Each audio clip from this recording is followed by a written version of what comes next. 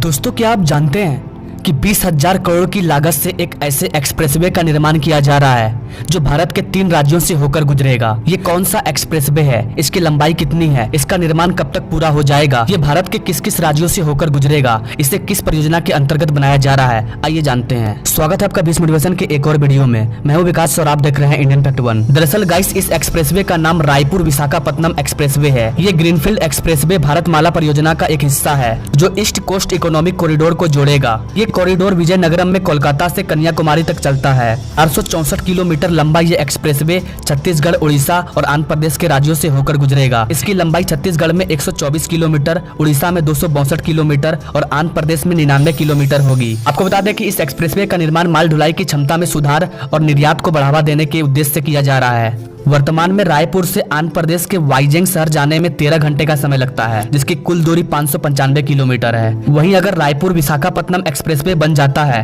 तो ये दूरी मात्र 464 किलोमीटर रह जाएगी, जिसे पूरा करने में 8 से 9 घंटा का समय लगेगा, मतलब 4 घंटे की बचत होगी। इसके कंस्ट्रक्शन की बात करें तो 2014 में भारत के सड़क परिवहन और राजमार्ग मंत्रालय ने इस एक्सप्रेसवे को बनाने का निर्णय किया। इसके बाद 2017 में इस एक्सप्रेसवे प्रोजेक्ट को भारत सरकार के द्वारा भारतमाला परियोजना के चरण 1 में जोड़ दिया गया। मार्च 2021 में योंगमा इंजीनियरिंग कंपनी लिमिटेड ने इस एक्सप्रेसवे का डिटेल प्रोजेक्ट रिपोर्ट तैयार किया। इसके बाद नवंबर 2022 में प्रधानमंत्री नरेंद्र मोदी ने इस एक्सप्रेसवे के निर्माण का आधारशिला रखी।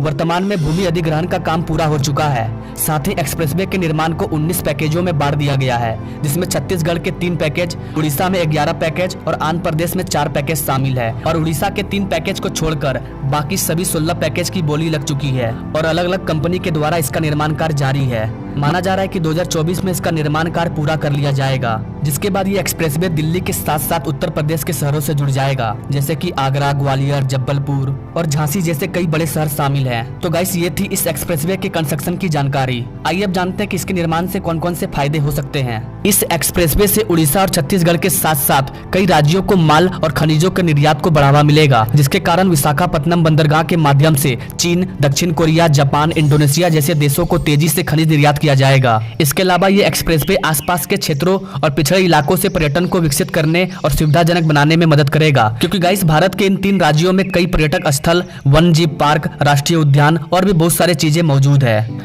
अगर बात करें कनेक्टिविटी की, तो वर्तमान में ये 6 लाइन का एक्सप्रेसवे रायपुर से विशाखापत्तनम तक होगा, लेकिन आने वाले सालों में ये भारत के अन्य एक्सप्रेसवे से जुड़कर नेपाल के साथ साथ अंतर्राष्ट्रीय स्तर तक जुड़ जाएगा। सरकार का मानना है कि ये एक्सप्रेसवे तीनों राज्यों में रहने वाले लोगों के लिए कई तरह के रोजगार के अवसर प्रदान करेगा।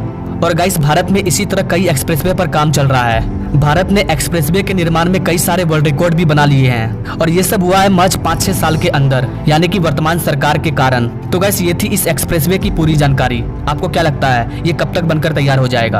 आपके मन में एक और सवाल होगा कि भारत सरकार इतना ज्यादा खर्चा इंफ्रास्ट्रक्चर में क्यों कर रही है, इतना ज्यादा एक्सप्रेसवे, इतना ज्यादा टनल, रोड, ये वो। तो गाइस, कहा जाता है कि अगर ये बताना हो कि कौन सा देश विकसित है या विकासशील है या कौन सा देश डूब चुका है, तो आप उस देश के इंफ्रास्ट्रक्चर को देखकर बता सकते हैं कि वो देश विकसित है या विकासशील है।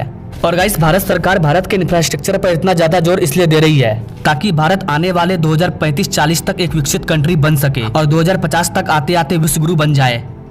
आई होप कि गाइस, ये जानकारी आपको पसंद आई होगी। मिलते हैं नेक्स्ट वीडियो में एक नई जानकारी के साथ, तब तक के लिए जय हिंद।